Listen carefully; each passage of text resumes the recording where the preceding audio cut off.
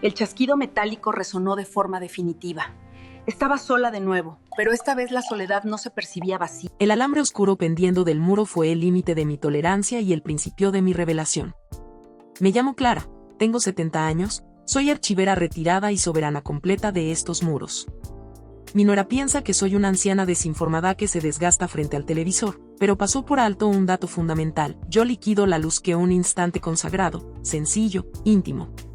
La vivienda yacía en calma, o eso me imaginaba. Mis oídos, habituados durante 4 décadas al susurro discreto de la hemeroteca pública, percibieron el ruido de unos tacones puntiagudos impactando el suelo de madera del vestíbulo. Era Irene, mi nuera, una mujer que se desplaza como si el piso le tuviera una deuda y que conversa como si llevara un altavoz incrustado en la garganta. Penetró en el salón como un torbellino de fragancia lujosa y torcidas intenciones. No dio los buenos días, nunca lo hace. Para ella, el saludo es un gasto de minutos con alguien que no le genera prestigio entre sus círculos. Se detuvo ante el televisor, obstruyendo por completo mi visión justo cuando la escena crucial estaba a punto de comenzar. «Ya basta de esta porquería», vociferó y su voz resonó en los muros repletos de mis volúmenes, esos que ella jamás ha hojeado. Ella acaba de suspender. A nadie te instruyen para la jornada en que te conviertes en un objeto más dentro de tu propio hogar, no uno antiguo y apreciado, de aquellos que se pulen con esencia de nuez y se muestran con admiración, sino uno de esos asientos desgastados que obstruyen el corredor y que nadie sabe bien cómo desechar sin remordimiento. Yo permanecía en mi esquina preferida con mi taza de café con leche a medio tomar y las piernas abrigadas por una cobija delgada de hilo, aguardando ver si la heroína de pasión callada al final iba a revelar su misterio. Era mi costumbre de las 4 de la tarde, un instante consagrado, sencillo, íntimo. La vivienda yacía en calma, o eso me imaginaba. Mis oídos, habituados durante 4 décadas al susurro discreto de la hemeroteca pública, percibieron el ruido de unos tacones puntiagudos impactando el suelo de madera del vestíbulo. Era Irene, mi nuera, una mujer que se desplaza como si el piso le tuviera una deuda y que conversa como si llevara un altavoz incrustado en la garganta. Penetró en el salón como un torbellino de fragancia lujosa y torcidas intenciones. No dio los buenos días, nunca lo hace. Para ella, el saludo es un gasto de minutos con alguien que no le genera prestigio entre sus círculos. Se detuvo ante el televisor, obstruyendo por completo mi visión justo cuando la escena crucial estaba a punto de comenzar. «Ya basta de esta porquería», vociferó y su voz resonó en los muros repletos de mis volúmenes, esos que ella jamás ha hojeado, antes de que pudiera siquiera reaccionar o cuestionar qué le sucedía.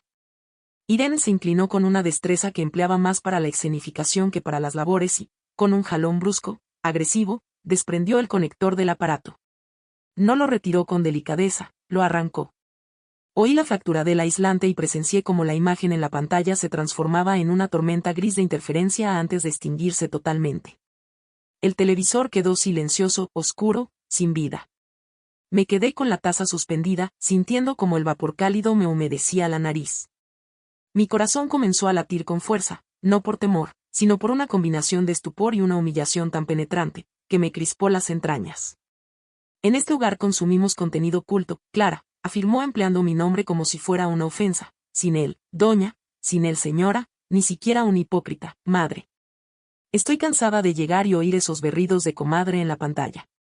¿Nos degradas el coeficiente intelectual? Degradarlo, pensé. Pero mi voz no emergió, yo que clasifiqué más de 50.000 tomos.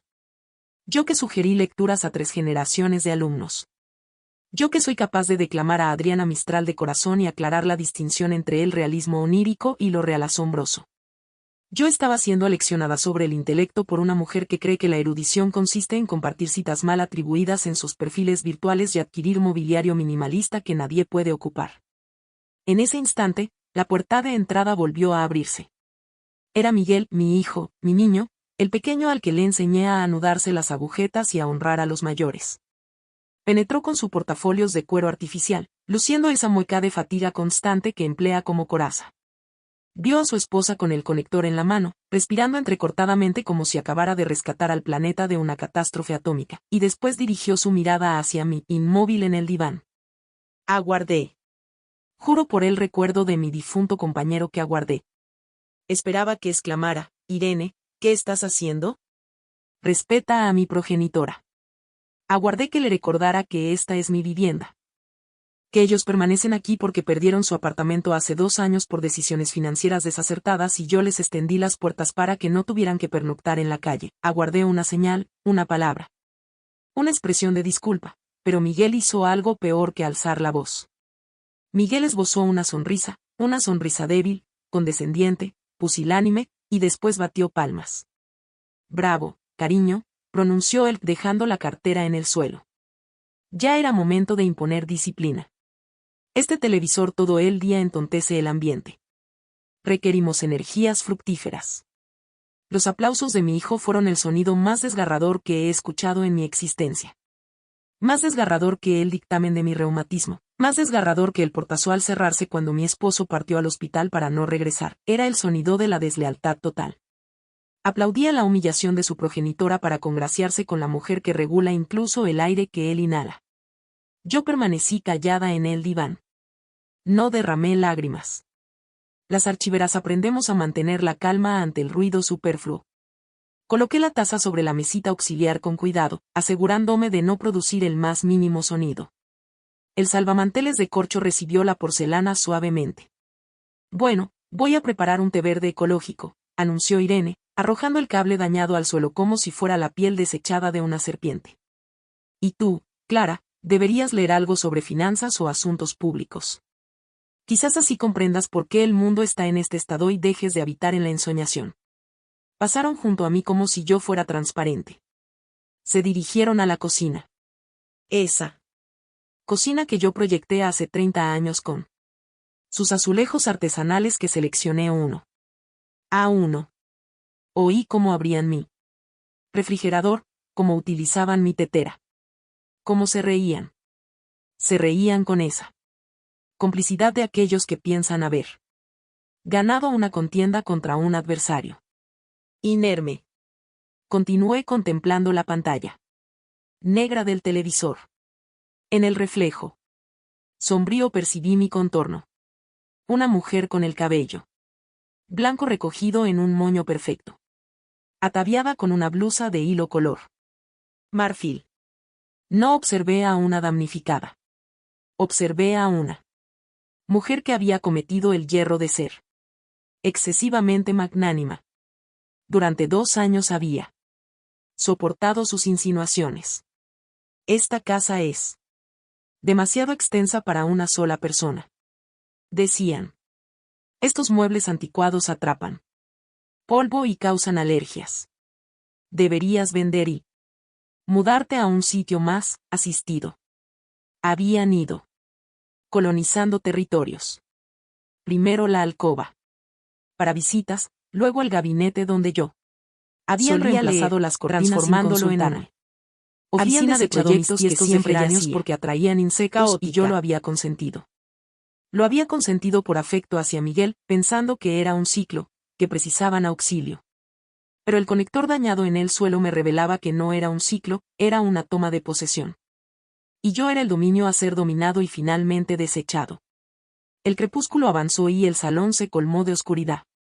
No encendí la lámpara. Me agradaba la semioscuridad, me auxiliaba a reflexionar. Escuchaba sus voces en el comedor. Conversaban sobre una excursión que anhelaban realizar, sobre un automóvil nuevo que anhelaban adquirir. ¿Con qué fondos?, me pregunté. Seguramente pensaban solicitarme otro adelanto que nunca restituirían. O tal vez, y esto me heló la sangre, ya estaban calculando con el valor de mi vivienda. Me incorporé lentamente, mis rodillas chasquearon, un recordatorio de que los años transcurren, pero mi postura se mantuvo erguida, avancé hacia el conector descartado en el suelo. Lo recogí. No era desecho, era prueba. Lo enrollé con la misma minuciosidad con la que enrollaba los cinteles de las fichas catalográficas en antaño y lo deposité en el bolsillo de mi falda. Ascendí por las escaleras hacia mi dormitorio. Pasé frente a la puerta abierta de lo que solía ser la habitación de Miguel cuando era niño, ahora transformada en su alcoba conyugal. Vi cómo habían pintado las paredes de un gris contemporáneo que hacía que la estancia semejara una celda de lujo. Vi prendas dispersas por todas partes. Irene habla de intelecto y organización, pero habita en el desorden. Penetré en mi recámara y cerré la puerta con el cerrojo. Fue un chasquido tenue, pero categórico. Me senté frente a mi antiguo escritorio de encina, la única pieza que Irene no se había atrevido a tocar porque pesaba demasiado para desplazarlo. Encendí la lámpara de escritorio, esa de luz amarina que ha iluminado mis noches durante décadas. Mis manos temblaban ligeramente, no lo voy a ocultar. La cólera es una fuerza potente, pero a mi edad también resulta extenuante. Sin embargo, mi mente estaba lúcida, más lúcida que en años. Contenido culto, había afirmado ella. Muy bien, seamos cultos. Abrí el tercer cajón del escritorio, el que posee un doble fondo que mi esposo fabricó para custodiar las epístolas de amor que nos intercambiamos cuando éramos enamorados. Pero allí no solo había cartas. Extraje un volumen. No era cualquier volumen, era una edición antigua de El ingenioso caballero Don Quijote de la Mancha, con las cubiertas de piel desgastadas. Irene jamás tocaría este ejemplar. Para ella, un libro añejo es sinónimo de impureza, no de pasado. Abrí el volumen en la segunda parte, capítulo 74, donde el Quijote recobra la razón antes de fallecer. Ahí, entre las páginas amarillentas que exhalaban un aroma a vainilla y tiempo, estaba el sobre marrón. Lo tomé y extraje el documento, la escritura de la vivienda, propiedad exclusiva de Clara Morales, viuda de Ramírez. Las letras negras sobre el papel legal parecían resplandecer bajo la luz de la lámpara. Miguel siempre dio por sentado que al fallecer su padre, la vivienda había pasado a nombre de ambos o que él poseía algún derecho legal inmediato. Nunca se preocupó por estudiar el testamento al completo. Nunca le interesaron los trámites. Eso es tedioso, madre. Tú ocúpate, me decía siempre. Y yo me ocupé. Sí, de verdad me ocupé. Deslicé mis dedos por el sello notarial. Esta casa no era solo ladrillos, era mi existencia. Aquí había cuidado a mi esposo durante su larga dolencia. Aquí había organizado círculos de lectura para los niños del vecindario. Aquí había llorado, reído y existido, y ahora dos intrusos creían que podían silenciar mi televisor y mi vida porque se sentían superiores. Me retiré las gafas y me froté los párpados, pensé en Miguel aplaudiendo. Aquel aplauso seguía resonando en mi cráneo como una bofetada. Había criado a un hombre dócil. Esa era mi responsabilidad, mi gran desacierto. Lo había resguardado tanto que ahora buscaba a alguien que le indicara qué hacer, incluso si esa persona lo menospreciaba a él tanto como a mí. Pero el cariño de madre tiene una frontera y esa frontera es la integridad. Observé el reloj de pared. Eran las 9 de la noche. Abajo el ruido había cesado. Seguramente estaban viendo algún documental presuntuoso en su tableta o durmiendo el sueño de los desconsiderados. Tomé una hoja de papel y mi pluma estilográfica, esa que exige serenidad para llenarla con tinta. Escribir a mano me auxilia a estructurar mis ideas. Elaboré una lista. No era una lista de víveres, era una lista de estrategia. 1. Cerrajero. 2. Abogado. Llamar al licenciado Mendoza, viejo amigo de la hemeroteca. 3. Cuenta bancaria, revisar los accesos compartidos. Me detuve en el punto 3. Hace un año, Miguel me persuadió de agregarlo como cotitular en mi cuenta de ahorros por si sucedía alguna eventualidad.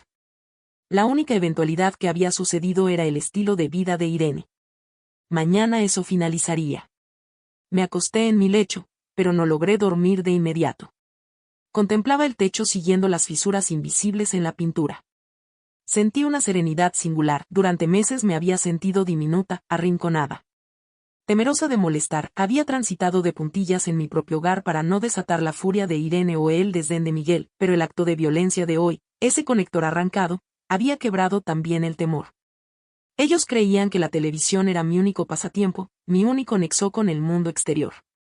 No comprendían que las telenovelas eran solo un interludio. Mi auténtica vida, mi auténtica potencia, moraba en lo que había aprendido entre miles de volúmenes. La táctica, la serenidad y el instante preciso para intervenir. El conde de Montecristo no vociferó, aguardó y yo también había aguardado demasiado.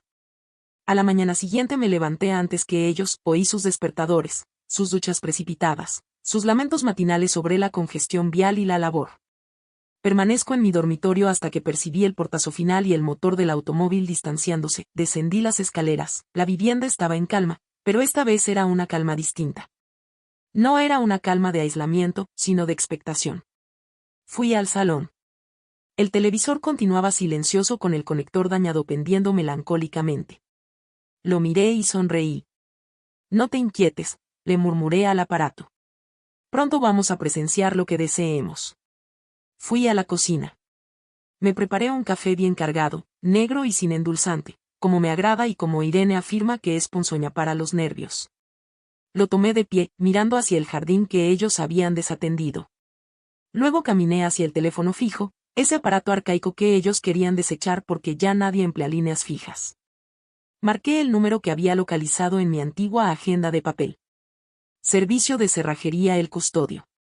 Pregunté con voz resuelta, diáfana, profesional, la voz del archivera que imponía silencio a una sala repleta de estudiantes bulliciosos. Sí, requiero un servicio urgente. Reemplazo integral de cerrojos en todas las puertas. Sí, de inmediato. Pago en metálico. Colgué el teléfono. Sentí una descarga eléctrica atravesar mi columna.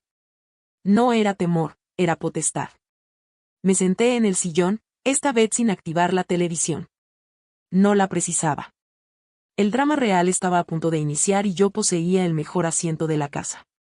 Miré hacia la puerta principal, visualizando la expresión que adoptarían cuando intentaran introducir su llave y ésta no cediera. Visualicé a Irene empujando, a Miguel desconcertado. Visualicé sus contenidos cultos quedándose afuera en la acera mientras yo adentro disfrutaba de mi porquería en tranquilidad. La campanilla sonó 30 minutos después. No eran ellos. Era un hombre menudo con un overol azul y una caja de herramientas pesada. Buenos días, señora. Usted solicitó un cambio de cerradura. Lo miré a los ojos y le sonreí con una dulzura que no experimentaba, pero que sabía emplear muy bien. No solo de cerradura, muchacho, le dije abriendo la puerta de par en par. Deseo que reemplace todo, que nada de lo que funcionaba antes funcione ahora. Deseo protección completa. El cerrajero asintió y se puso a laborar. El sonido del taladro perforando el metal de la puerta fue música para mis oídos. Mucho mejor que cualquier sinfonía, mucho más culto que cualquier podcast. Era el sonido de mi vida retornando a mis manos. Mientras él trabajaba, extraje de mi bolsillo el conector dañado. Lo observé por última vez y lo arrojé al contenedor de desechos. Se terminó la señal para ellos, mi retransmisión, en cambio, apenas estaba iniciándose. Me serví otra taza de café y me senté a esperar. Sabía que regresarían a las 6. Disponía de 8 horas para preparar el resto del escenario. 8 horas para dejar de ser la anciana del diván y regresar a ser Clara Morales, la mujer que impone disciplina en el desorden. Y desdichado de aquel que intentara desorganizar mi hemeroteca de nuevo. El zumbido del taladro eléctrico, mordiendo la madera del marco de la puerta principal, reverberaba en toda la casa como un himno de batalla. Don Aníbal, el cerrajero, era un hombre de escasas palabras y manos impregnadas de grasa, precisamente la clase de colaborador que precisaba en ese instante. Mientras él desmontaba el antiguo mecanismo que había permitido el acceso a mis opresores durante 2 años, yo decidí que era momento de realizar mi propio reconocimiento. Ascendí las escaleras con una serenidad que no sentía en mi interior. Mi corazón latía con fuerza, pero mis piernas, fortalecidas por décadas de trasladar cajas de volúmenes y subir escaleras en la hemeroteca, no vacilaron. Me dirigí directamente a la que solía ser mi sala de lectura, ese santuario de luz y quietud que Irene y Miguel habían colonizado bajo el presuntuoso nombre de la oficina. Giré el pomo. Estaba frío. Al abrir la puerta, el olor me impactó primero. Una mezcla rancio de comida express, perfume dulzón y esa fragancia peculiar que tiene el papel cuando se deja humedecer. Lo que presencié me heló la sangre más que cualquier villano de telenovela. Mis estanterías, esas que mi difunto esposo había lijado y barnizado a mano, estaban abarrotadas de desechos. No había libros. Habían trasladado mis enciclopedias al garaje, según supe después, para liberar espacio para cajas de calzado de marca, figuras decorativas de arte moderno que semejaban alambres retorcidos y montones de revistas de moda. Pero no estaba ahí para lamentar la ornamentación. Estaba ahí buscando recursos. Irene había afirmado que en este hogar se consumían contenidos cultos. Me aproximé al escritorio, una mesa de cristal templado que siempre estaba plagada de huellas digitales. Comencé a examinar, no como una progenitora fisgoneando, sino como una archivera realizando inventario, metódica, clínica, buscando la falla en el sistema.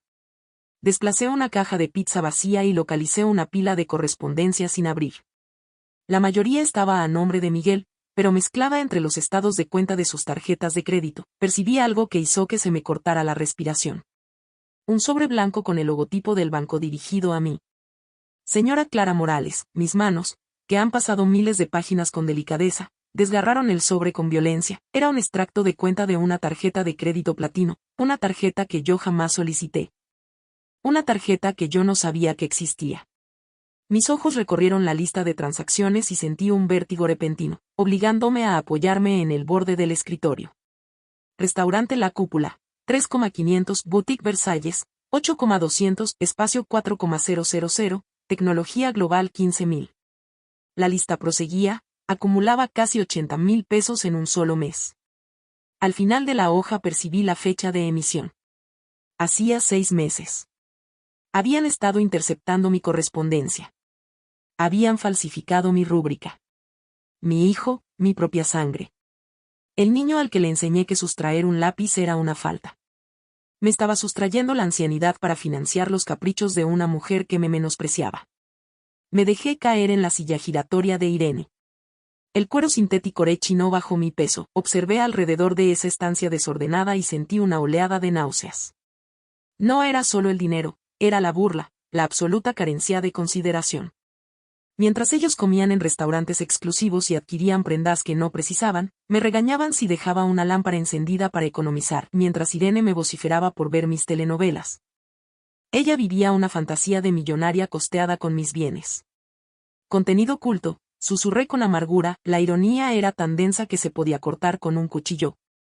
Me quedé allí unos minutos respirando hondo, forzando a que el aire penetrara en mis pulmones y enfriara la lava que ascendía por mi garganta.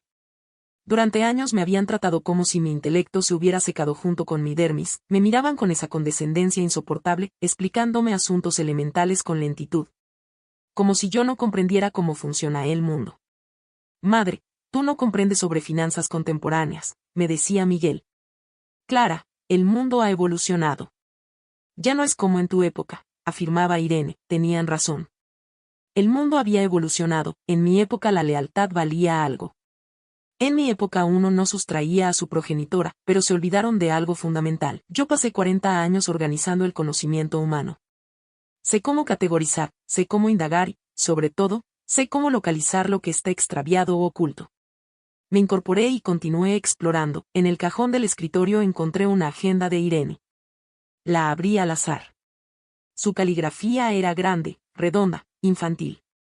En la página de la próxima semana había una nota rodeada de corazones. Cita con el arquitecto. Proyecto ampliación. Adiós, alcoba de la anciana. Hola, vestidor soñado. Ahí estaba la sentencia final, no solo me sustraían, proyectaban eliminarme. Mi dormitorio, mi santuario, iba a ser transformado en un guardarropa para sus prendas malavidas. Seguramente el plan incluía trasladarme a alguna residencia económica, costeada con lo poco que restara de mi jubilación después de que ellos terminaran de saquearme. Cerré la agenda con suavidad. Una serenidad fría, metálica, se asentó en mi pecho. Ya no había dolor, el dolor es para aquellos que conservan esperanza de que las circunstancias cambien por las buenas. Yo ya no poseía esa esperanza. Ahora poseía datos, poseía evidencia. Tomé el extracto de cuenta y la agenda. Descendí las escaleras justo cuando don Aníbal estaba apretando el último tornillo de la puerta principal. Terminado, señora, declaró él limpiándose las manos en un trapo sucio. Cerrojo de alta protección. Cilindro reforzado. Aquí no penetra ni el oxígeno si usted no desea. ¿Y la entrada posterior?, pregunté también. Y la del patio de servicio, todas reemplazadas. Aquí tiene las llaves. Son 5 copias por si acaso. Me entregó el juego de llaves. Brillaban nuevas, pesadas. Eran mucho más que fragmentos de metal tallado. Eran el cetro de mi reino recuperado. Le pagué en efectivo, sacando los billetes de mi monedero con una satisfacción que no había experimentado en años. Le di una propina considerable. Gracias, don Aníbal. Ha realizado usted más por mí hoy que mi propia familia en 2 años.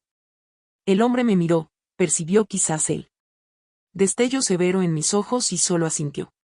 Con deferencia antes de recoger su caja de herramientas y alejarse.